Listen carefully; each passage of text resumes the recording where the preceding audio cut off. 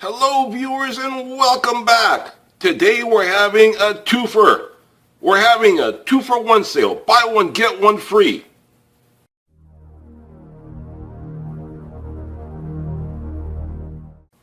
Okay, so like I was saying before I was so rudely interrupted by that intro card, we're having a twofer.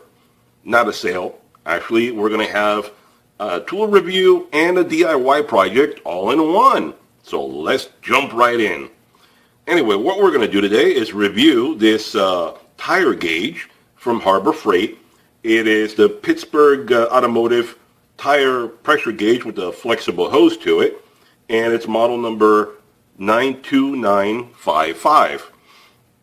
Now you can get this at Harbor Freight for $5.99, and with a 20% off coupon, you're down to $4, $3.50, somewhere around there.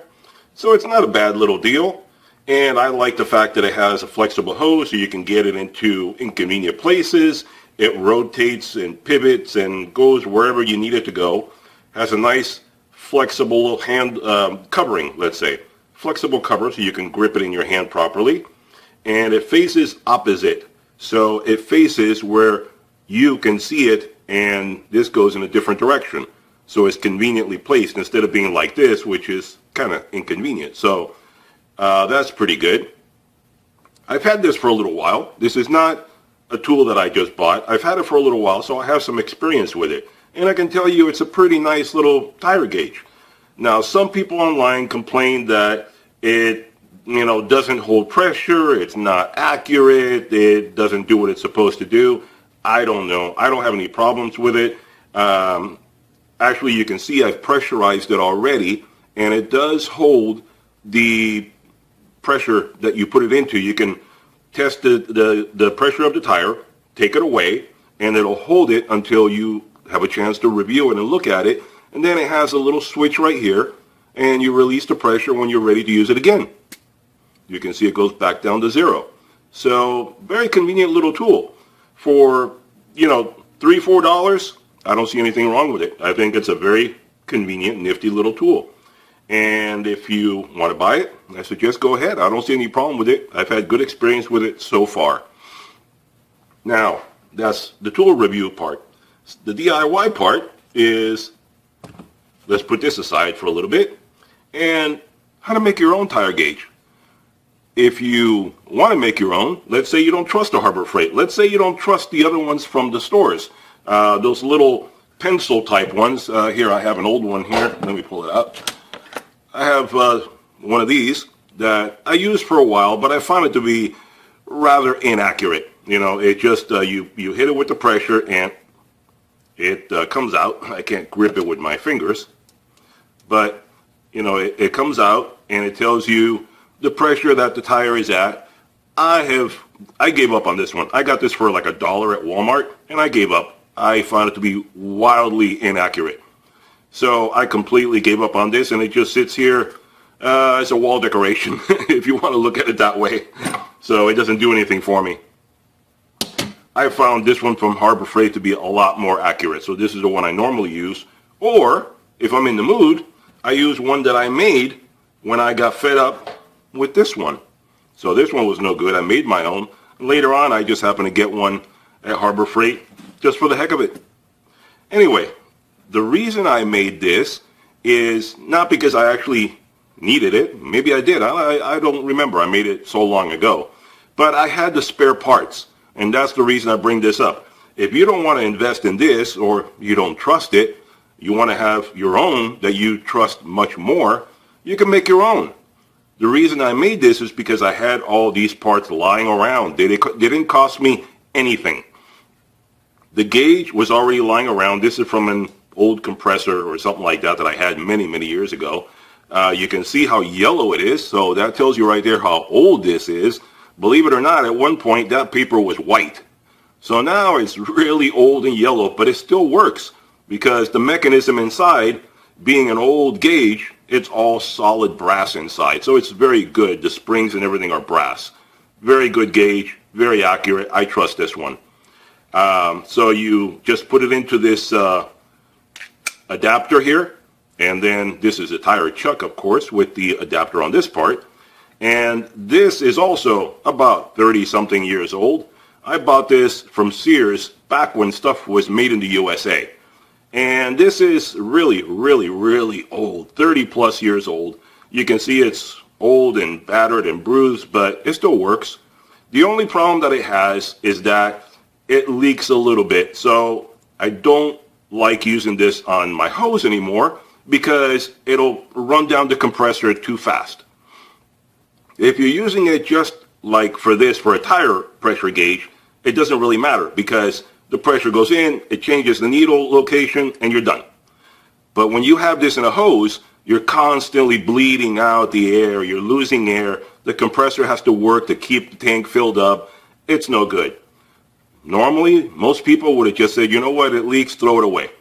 I'm not that kind of guy. I hang on to my stuff, especially this item, which is A, made in the USA, B, 30 years old. I'm going to hang on to it, and I found another use for it. I don't give up on things. I measure things by their usefulness. If they have some potential, some usefulness, I hang on to it, and eventually at some point, I'll find another use for it. So I did. Old gauge that I didn't need, old adapter that I didn't need, and the tire chuck, which I have plenty of these, and it makes a great little tire gauge. This one is also, it doesn't have a flexible hose, but I can rotate it in any direction I want to make it convenient to fit in the tire, behind the tire, whatever angle I happen to need. And the convenience is, if I don't like this chuck, which this one you're stuck with the chuck, the connector that they give you. You're stuck with it. It's all attached permanently in there. This one, if I don't like it, pull it off. I have a different style chuck. Just pop this in and use this one. As you can see, I have several of these that I can use anytime I want. Whichever one fits with the given tire nozzle, whatever you want to call that, that's the one I use. No problem. So I can pick and choose whatever I want. The convenient thing about this also is that if I need to check the pressure on something, I can hook this up to that directly. If I have, let's say I want to verify the pressure at my compressor.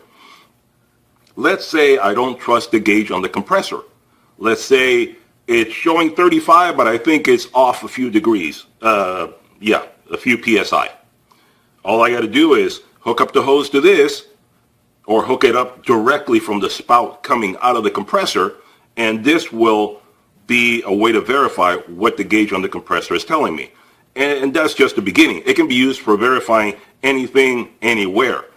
This is, only up to 60. I have other gauges that I hang on to. This one, you can see I put the adapter on it, and it goes up to 300. I can check that for anything going up as high as 300.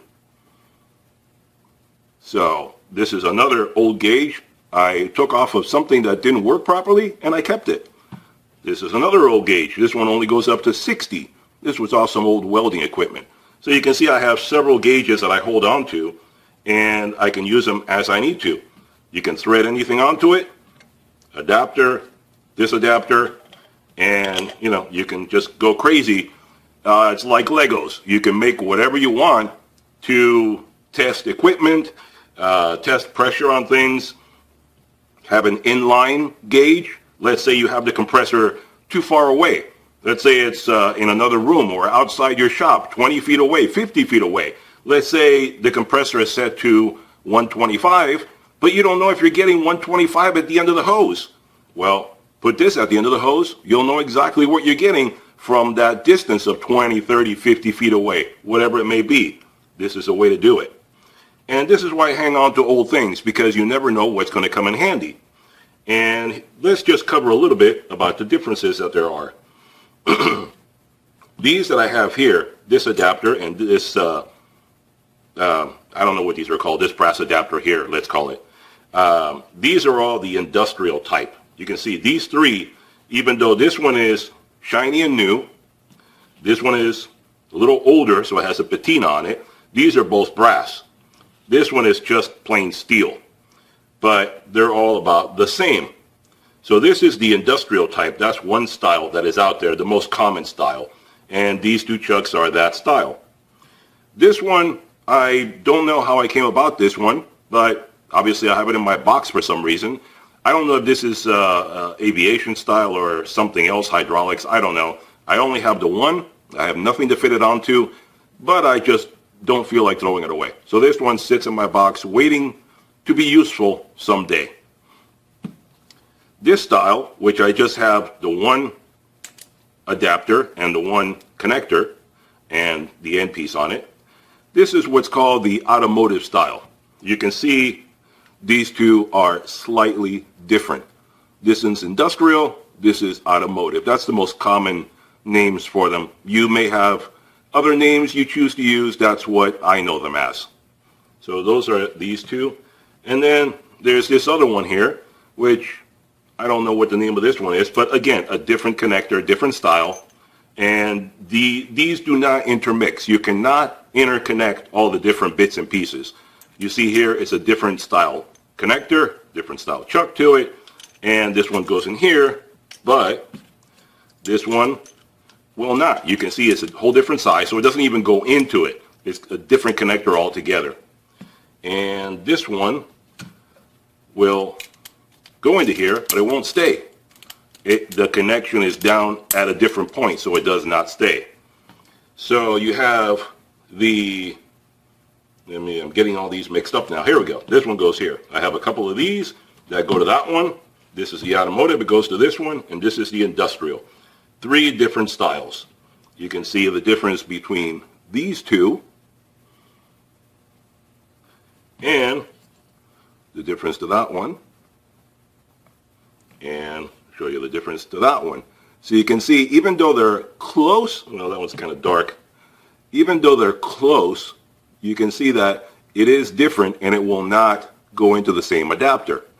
So these are the three most common types out there, depending on what industry you're in and what people choose to use in that given industry. If they have a different PSI rating or something like that, I'm not aware of it. They must have some different use, unless it's just each industry developed their own connector style. I don't know. You can look up the history of these if you want to. This doesn't matter to me that much. I just worry about being able to use them. So here's a little project for you to work on when you have some time, and if you have some spare parts lying around. All you need is a gauge, the connector, and the tire chuck with the connector at the bottom of it. And you can make your own tire gauge free of charge. So for a free tire gauge or pressure gauge for anything, like I said earlier, testing your equipment.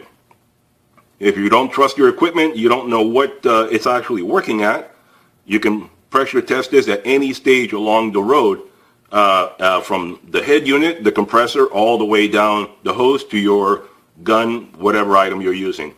So there you go. Either buy a tire gauge that'll suit your needs, or make your own. Maybe this is too long for you. Maybe you don't like it. You don't like this hose. It's too bendy and may eventually go bad if you work around a lot of solvents and so forth. That could be an issue. This is never going to go bad because it's all metal. Solvents will not affect this. I've cleaned this out with all sorts of things. Gasoline, carburetor cleaner.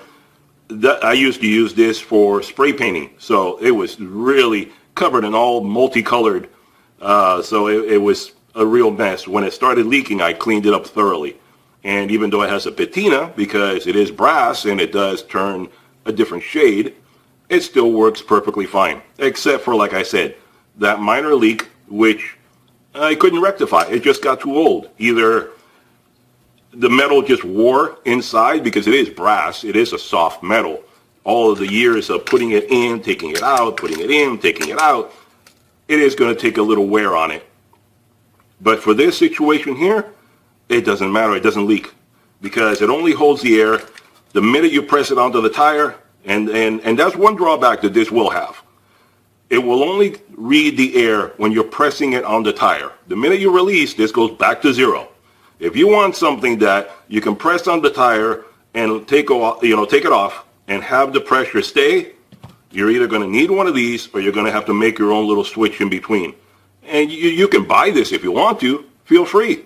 Buy this little connector switch in here that holds the pressure for you and put it in line here, and you can make your own custom project. I didn't have one, and I didn't feel like putting money into it. This whole thing was 100% free for me. That was good enough.